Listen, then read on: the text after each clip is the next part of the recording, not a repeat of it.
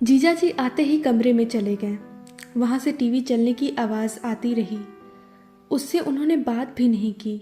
वह अपने आप को उपेक्षित महसूस करने लगी। रात को बिना खाए ही सो गई।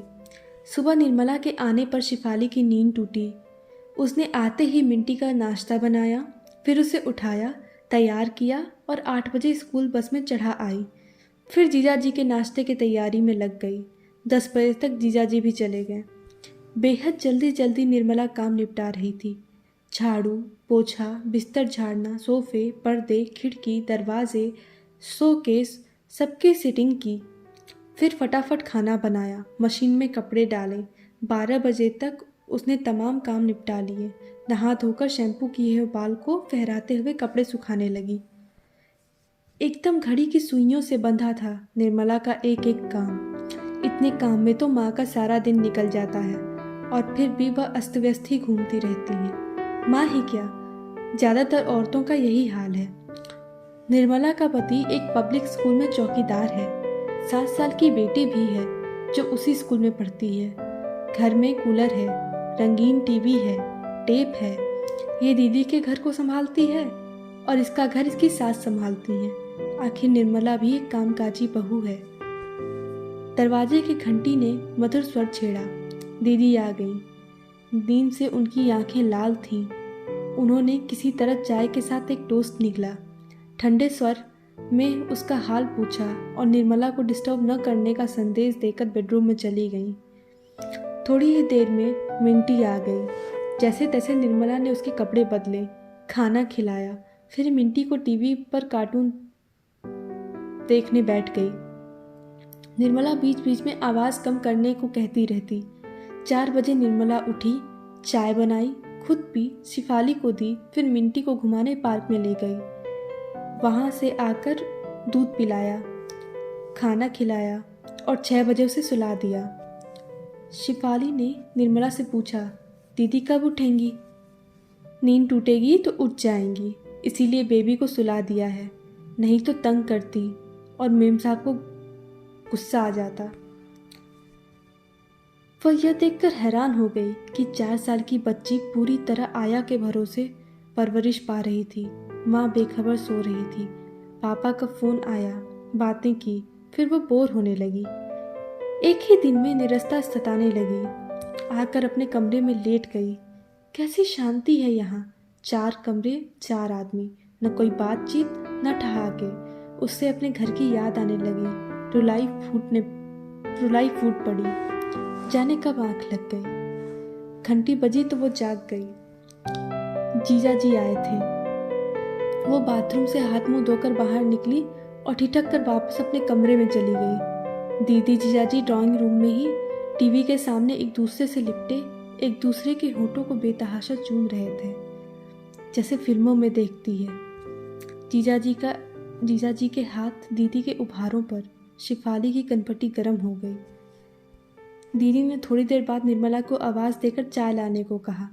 वह शर्म से पानी पानी हो गई। निर्मला सब जानती देखती होगी, वह थरथरा गई। दीदी ने उसके बारे में पूछा। निर्मला बोली, सो रही है। शिफाली ने सुकून महसूस किया कि चलो, सामने नहीं जाना पड़ेगा। निर्मला चली गई। थोड़ी देर बाद दीदी भी। जीजाजी दरवाजे तक छोड़ने गए थे। उसने पर्दे के पीछे से साफ उनका आलिंगन और चूमना देखा।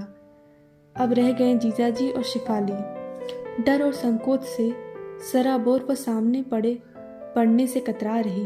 वह और जीजाजी रात को अकेले। आगे शिफाली सोच नहीं पाई। अब यहाँ रहना है तो निर्मला की तरह अनजान बनकर रहना होगा। इनके घर की निजता का ख्याल रखना होगा। कुछ ही दिनों में शिफाली यहाँ के माहौल में रम गई। अब स्कूल से आते ही मिंटी मौसी मौसी करने लगती। कहानियाँ सुनते सुनते वह कब खा लेती पता ही नहीं चलता। दीदी जीजाजी भी निश्चिंत होकर मिंटी की प्यारी गप्पे सुनते। अब उसे सुलाने की जल्दी किसी को नहीं रहती। शिफाली के पास छोड़ दोनों एकांत में वक्त बिताते। निर्मला भी निश्चिंत हो काम निपटाती। घर के औपचारिक माहौल में एक स्वाभाविकता आ गई थी। एक दिन दीदी ने सलाह दी, शिफाली तुम संदीप से कंप्यूटर सीख लो। तो उसने हिचक के साथ इस प्रस्ताव को स्वीकार किया था। दीदी और निर्मला के जाने के बाद जब मिंटी सो जाती तो दोनों बैठकर कंप्यूटर पर नया सॉफ्टवेयर सीखते। जीजाजी के बदन से उठती परफ्यूम की खुशबू उसको उस दृश्य की याद दिला देती थी। कंप्यूटर के नामी इंस्टीट्यूट जो कोर्स 6 महीने में सिखाते हैं वह जीजाजी से कुछ ही दिनों में शिफाली सीख गई। कंप्यूटर टाइपिंग, ईमेल करना, इंटरनेट पर काम करना, सर्च करना आदि। फ़ोन पर यह सब सुनकर माँ भावुक हो उठी। तुम्हारे पापा कह रहे थे कि क्या हुआ अगर हमने उसे सुनंदा की तरह कॉन्वेंट में नहीं पढ़ाया। समझदारी और दुनियादारी तो कोई भी शिक्षा सिखा देती है। शिफाली अपने पैरों पर खड़ी हो जाएगी तो भैया की तरह अच्छा दामाद हमें भी मिल जाएगा। दामाद जी को भी तुम्हारा व्यवहार अच्छा लगा तो वो भी बढ़कर मदद कर देंगे। जल्दी शिफाली की मार्केटाइज़र की नौकरी लग गई। अब वो भी व्यस्त हो गई। अक्सर जीजाजी उसे साथ ले आते। फ्रेश होकर वह अपने और जीजाजी के लिए कॉफ़ी बनाती। दिन भर के काम के बाद घर आकर जीजाजी का साथ उसे भाने लगा था। दोनों साथ टीवी देखते। अब अटपटे दृश्यों पर चैनल नहीं बदले जाते थे, ना ही उस समय कोई उठकर जाता। सब कितना सामान्य लगने लगा था। शिफाली इसे मैच्योर होना कहती। फिर जहाँ ऐसा खुलापन चलता है तो क्या हर्ज है। दीदी तो उसके सामने सिगरेट भी पीने लगी थी। उसने दीदी को कुछ दिन पहले एक लेख पढ़ने को दिया, धूम्रपान का गर्भ पर असर। दीदी हंस दी थी। अब कौन सा बच्चा पैदा करना है मुझे, एक हो गया ना। और कौन सा मैं मिंटी के सामने पीती हूँ देखना, इसीलिए रात की नौकरी करती हूँ। रात में तो सब सोते ही हैं, घर में रहो ना रहो क्या फ़र्क पड़ता है। दिन में मैं घर में ही